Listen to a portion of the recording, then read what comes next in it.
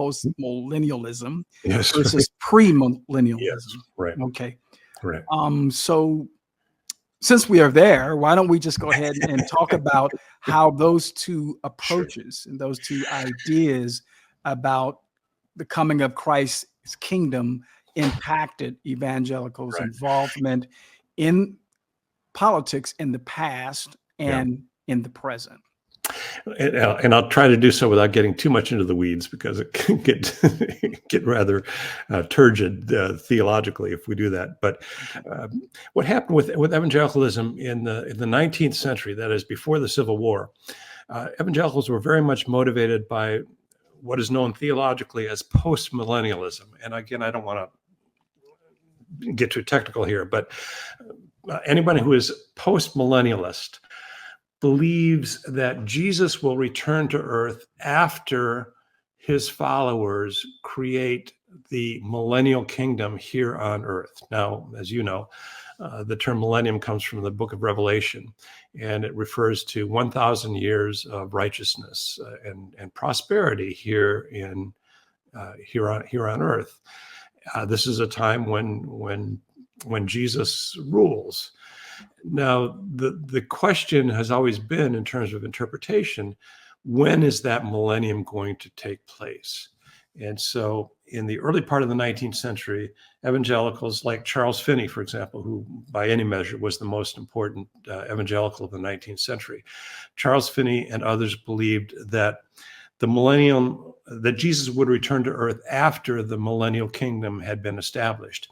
And so what that does is it energizes and animates all these social reform movements that become characteristic of evangelicalism in the 19th century. The move for the abolition of slavery, obviously in the North, not in the South, because Southern evangelicals did support slavery. Prison reform, the push for women's equality, including voting rights, which was considered a radical idea in the 19th century. The various peace movements that were generated in the early part of the 19th century. I've even run across a reference to an evangelical organization dedicated to gun control in the 19th century. Yeah. And again, all of this was an attempt to say, we want to create the kingdom of God on earth. We want to reform society according to the norms of godliness. Another very important element of their agenda was public education, known as common schools in the 19th century. And this was a way that evangelicals recognized. This was a way that evangelicals could, and others could, make those on the bottom rungs of society upwardly mobile, so they could join the middle class and have their fortunes advance because of getting an education. So all of this was part of the agenda. And again, it was animated by the conviction that we as Christians, as believers, as evangelicals, we are responsible for creating this millennial kingdom here on earth. What happens, and again, I'm happy to get into more detail if you want on this. No, you're doing fine, and at that level. Thank you. That was a great summary. So what happened? Let's go to that. What happened, exactly. What happened over the course of the 19th century is that social and historical circumstances began to cast doubt on premillennialism, on postmillennialism. I think beginning with the Civil War, I always kind of trace it to that. And you know very well the carnage of the Civil War. Historians now estimate that the casualties of the Civil War during the Civil War were 750,000. That's 750,000 casualties during the Civil War. And so we had these battlefields where, you had these soldiers laid out and, just for acres, it seemed, because of the Civil War. More important, toward the end of the 19th century, you had the influx of non-Protestant immigrants, Jews, Catholics, most of whom did not share evangelical Protestant scruples about temperance. And so you had evangelicals by, say, 1880, certainly by 1890, looking at the Lower East Side of Manhattan and these squalid, teeming settlements, or tenements rather, roiling with labor unrest. And they began to say, wait a minute, we thought we were constructing this millennial kingdom, the kingdom of God on earth. But look what's happening in the society.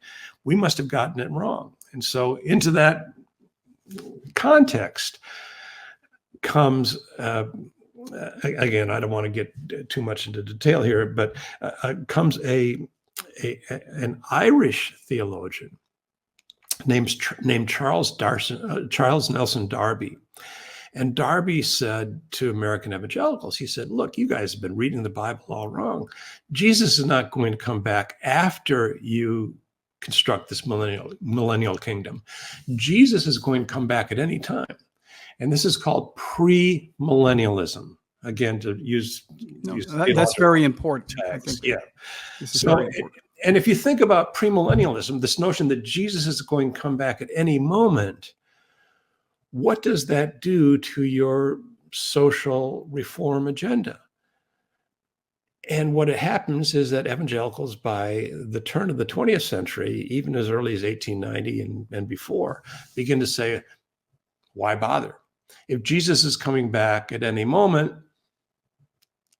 all we can do is concentrate on individual conversions rather than social reform. Now, I like to joke about this, and maybe this isn't appropriate, but I'll do it anyway. The adoption of premillennialism, and again, this is white evangelicalism, and I want to be clear about that. The adoption of premillennialism essentially absolved evangelicals from the task of social reform, of making this world a better place. It's also responsible for some colossally bad architecture. Yeah. If Jesus is coming back at any moment, cinder block will do just fine. You have this kind of Bible camp architecture that characterizes evangelicalism for much of the 20th century. So again, to kind of circle back to our earlier conversation and your question about my father was very definitely a premillennialist. Mm-hmm. That is, he believed that Jesus was coming back at any point. And I'll even embroider that point further by saying that perhaps you and maybe some of your listeners here are aware of a kind of a campy movie called A Thief in the Night. Absolutely. Which was a cinematic demonstration of premillennialism. That is, Jesus comes back in the course of this film, and the true believers are lifted into heaven, and then all sorts of terrible judgment comes. The rapture. The rapture. Right. Right. Yeah, again. Yeah, got it. So, I mean, you're familiar with that film. I take it. I've seen the film, and I'm familiar with everything you're talking about. Well, the director of that film was my Sunday school teacher. That film was inspired by my father's Sunday evening sermons on the book of Revelation. And my father plays the so-called good preacher in that film. So I mentioned that. So you're famous, actually. I'm sorry? You actually are a famous guy yourself. Well, at one remove. But I mentioned that just to say that my father was a premillennialist. He believed Jesus was coming. He believed that to his bones, mm-hmm. that Jesus would return at any moment. And by the way, he was not alone. Billy Graham. I did a PBS documentary about Billy Graham in the early 1990s, and one of my questions for him when I interviewed him was how he thought the historians would remember him. And his immediate answer was, I don't think they'll pay any attention to me because Jesus is going to come back before I die. And that was just a fairly common understanding among evangelicals. Now, again, I'm sorry for the long answer, but this gets us back to our larger narrative here. And that is to say that through the 1950s, through the 1960s, and well into the 1970s, evangelicals, largely, again, white evangelicals, were premillennialists, and so that accounts for their lack of interest in politics. Because again, Jesus is coming back at any time. Let's not worry too much about the temporal order, about what's happening here and now, because we have our eyes focused on what's ahead, and that changes dramatically in the 1970s. And that I think is where we're headed with this conversation. But Yes, I'll let and you take over. yeah, no, that was a great background. I just think that most Christians today, and certainly most people, most Americans, do not know that history.